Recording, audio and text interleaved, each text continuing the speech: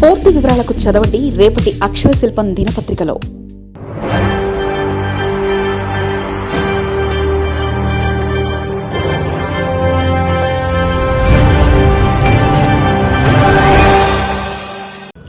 కూటమి అవే తప్పులు చేస్తుందా?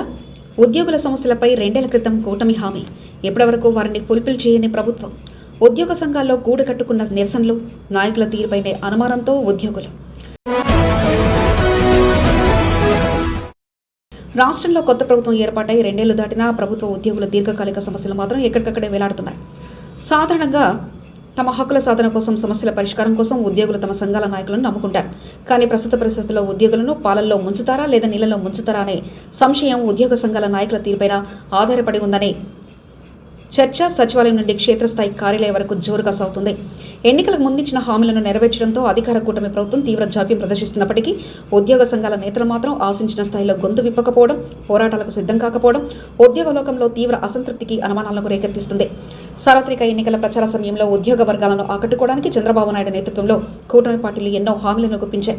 తాము అధికారంలోకి వచ్చిన వెంటనే ఉద్యోగులకు సంబంధించిన పెండింగ్ బకాయిలన్నింటినీ ఒకేసారి క్లియర్ చేస్తామని, పీఆర్సీ, ఐఆర్ అమలుతో పాటు ఉద్యోగులు అడగనవి కూడా ఇచ్చి వారిని అన్ని విధాలా ఆదుకుంటామని చంద్రబాబుతో పాటు ఉప ముఖ్యమంత్రి పవన్ కళ్యాణ్ బహిరంగ సభలో హామీ ఇచ్చారు. అయితే కూటమి ప్రభుత్వం అధికార పగ్గాలు చేపట్టి ఇంతకాలం గడుస్తున్నా ఆ హామీల అమలు దిశగా అడుగులు పడలేదనే వాదనలు వినిపిస్తున్నాయి. ఆర్థిక ఇబ్బందుల నేపథ్యంతో పీఆర్సీ కాల పరిమితిని పొడిగించడం, బకాయిల చెల్లింపు వాయిదా పడుతుండడం ఉద్యోగులకు తీవ్ర ఆందోళనకు గురి చేస్తుంది. గత ప్రభుత్వ హయాంలో చిన్న సమస్య వచ్చినా విధుల్లోకి వచ్చి ఆందోళన చేసిన ఉద్యోగ సంఘాల నాయకులు ప్రస్తుత కూటమి ప్రభుత్వ హయాంలో ఎందుకు అంతగా మౌనం వహిస్తున్నారనే ప్రశ్నలు ఉద్యోగుల నుంచి వస్తున్నాయి.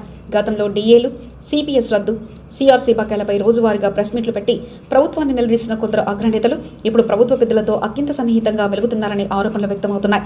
సంఘాల నాయకులు తమ వ్యక్తిగత ప్రయోజనాల కోసం, ప్రభుత్వ పెద్దల దయాదాక్షిణ్యాల కోసం ఉద్యోగుల ప్రయోజనాలను ఫలంగా పెడుతున్నారనే అనుమానాలు క్షేత్రస్థాయిలో బలంగా వినిపిస్తున్నాయి. ప్రభుత్వ తీరును నిలదీయాల్సిన నేతలు కేవలం వినతి పత్రాల సమర్పణలకే పరిమితం కావడం వారి మెతక వైఖరికి నిదర్శనంగా చెబుతున్నారు.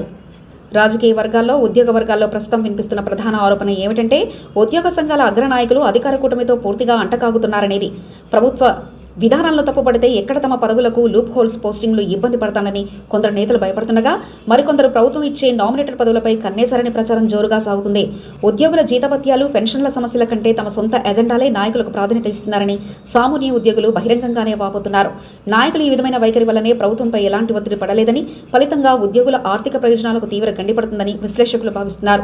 ప్రస్తుత తరుణంలో సాధారణ ఉద్యోగుల భవిష్యత్తు పూర్తిగా ఆ సంఘాల నాయకుల చేతుల్లో చిక్కుకుంది.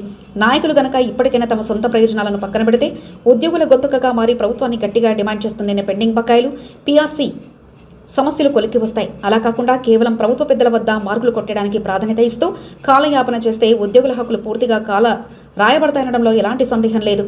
నాయకులు ఉద్యోగుల పక్షాన నిలబడి వారిని పాలల్లో ముంచుతారా లేక కూటమి ప్రభుత్వంలో రాజుపడి నీళ్లలో ముంచుతారా అనేది రాబోయే రోజుల్లో తేలనుంది.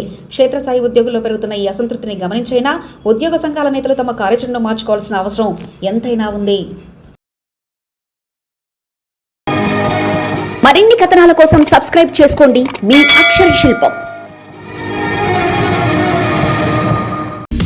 పూర్తి వివరాలకు చదవండి రేపటి అక్షర శిల్పం దినపత్రికలో.